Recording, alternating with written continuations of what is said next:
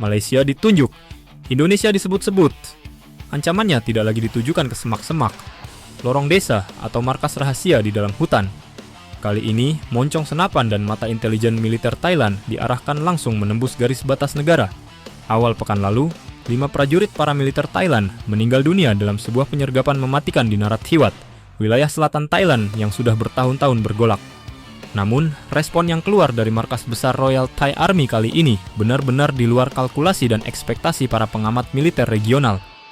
Jenderal Chai Phruek Duang Praphat, seorang jenderal bintang 4 yang menjabat sebagai Kepala Staf Angkatan Darat sekaligus Sekretaris Jenderal ISOC atau Internal Security Operations Command, tidak merilis ucapan belasungkawa standar. Beliau tidak bersembunyi di balik kalimat diplomasi formal yang manis.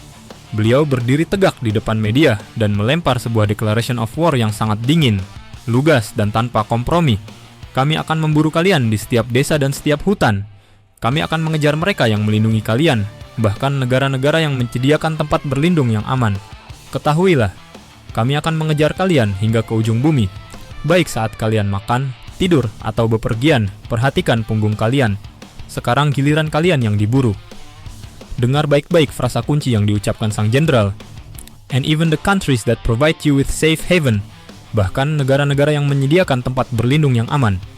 Dalam bahasa militer dan dunia intelijen pertahanan, ketika seorang petinggi angkatan darat melontarkan tuduhan adanya negara penyedia tempat aman tepat setelah insiden berdarah di perbatasan, arah telunjuk itu hampir tidak mungkin salah alamat. Satu frasa pendek, tapi dampaknya sanggup membuat ruang-ruang rapat Kementerian Luar Negeri di Asia Tenggara mendadak panas dingin.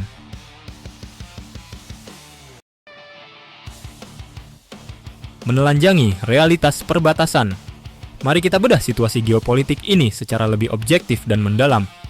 Apakah Jenderal Chai Phruek secara eksplisit menyebut nama negara tertentu dalam pidatonya?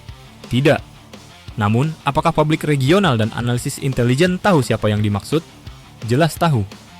Tempat kejadian perkara penyerangan berada di Narathiwat, sebuah provinsi yang secara geografis membentang tepat di perbatasan utara Malaysia, khususnya berhadapan langsung dengan negeri Kelantan. Selama puluhan tahun, konflik bersenjata di Patani, Yala, dan Narathiwat bergejolak. Kelompok-kelompok gerilya seperti BRN atau Barisan Revolusi Nasional menggunakan pola dan modus operandi yang selalu sama, terpolakan dan sangat rapi. Pukul di utara, lalu lari dan sembunyi di selatan. Bagi para pemberontak dan militer Thailand, melintasi Sungai Golok, sungai kecil yang memisahkan kedua negara, sama artinya dengan menyeberang ke dalam zona aman. Di wilayah perbatasan tersebut, para pelaku dengan sangat mudah menyamar, menetap di rumah-rumah kerabat karena keterikatan etnis Melayu yang kuat, atau bahkan memanfaatkan paspor dan dokumen kewarganegaraan ganda. Inilah alasan mengapa eskalasi di media sosial Thailand meledak seketika. Publik dan netizen Thailand menuding bahwa pihak tetangga terkesan membiarkan atau setidaknya memelihara pembiaran terhadap pergerakan elemen-elemen bersenjata ini. Ketika garis perbatasan internasional dijadikan benteng pelindung oleh kelompok pemberontak, militer Thailand merasa tangan mereka diikat, sementara darah prajurit mereka terus menetes di lapangan. Saat Indonesia disebut, tudingan mengenai wilayah aman untuk elemen-elemen destruktif ini, jika kita tarik garis sejarahnya, jujur saja bukan hal baru di kawasan Asia Tenggara. Warga Thailand menyebut bahwa publik di Indonesia tentu tidak akan pernah lupa bagaimana rekam jejak sejarah mencatat nama-nama figur ekstremis lintas negara di masa lalu.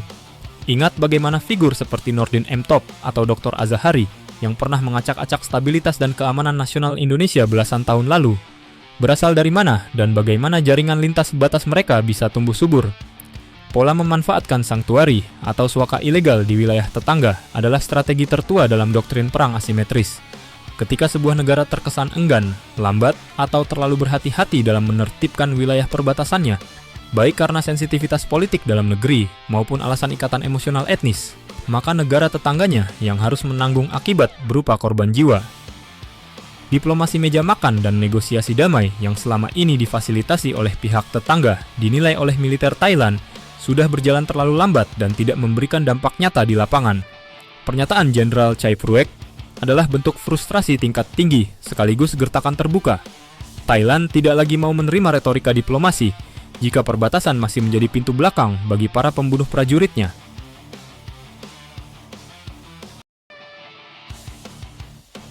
Operasi covert lintas batas.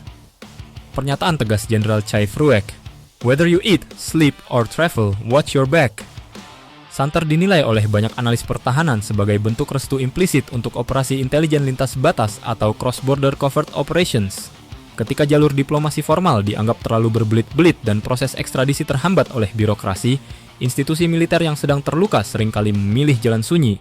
Sinyal yang dikirimkan dari Bangkok sangat terang benderang. Garis perbatasan internasional tidak akan lagi dijadikan tameng kekebalan hukum bagi siapapun.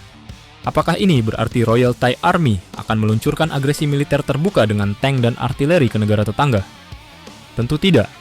Di era modern, perang seperti itu terlalu mahal secara politik. Namun untuk operasi senyap, pemburuan terencana oleh unit-unit khusus, pengawasan drone, dan penekanan intelijen tanpa kompromi, jangan pernah meragukan tekad sebuah angkatan bersenjata yang perwira dan prajuritnya tewas di lapangan. Bangkok sedang menegaskan bahwa kedaulatan negara dan keselamatan prajuritnya berada di atas segala tata krama diplomasi yang formalitas semata.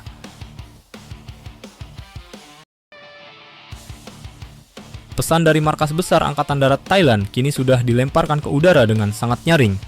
Sekarang, bola panas geopolitik sepenuhnya berada di tangan pemerintah tetangga di utara dan para pemangku kepentingan di wilayah perbatasan. Apakah pihak tetangga akan merespon gertakan ini dengan memperketat pengawasan perbatasan secara masif untuk membuktikan bahwa mereka bukan safe haven? Atau mereka akan memilih bertahan dalam retorika pembelaan diri formal sementara intrik di bawah tanah terus berlanjut?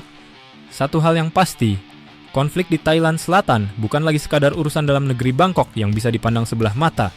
Ketika seorang jenderal bintang 4 militer Thailand berani menuding dan menempeleng posisi tetangganya secara terbuka di depan publik internasional, maka peta permainan dan aturan main di perbatasan resmi berubah total. Siapkan mata dan telinga kita. Perburuan di garis batas baru saja dimulai.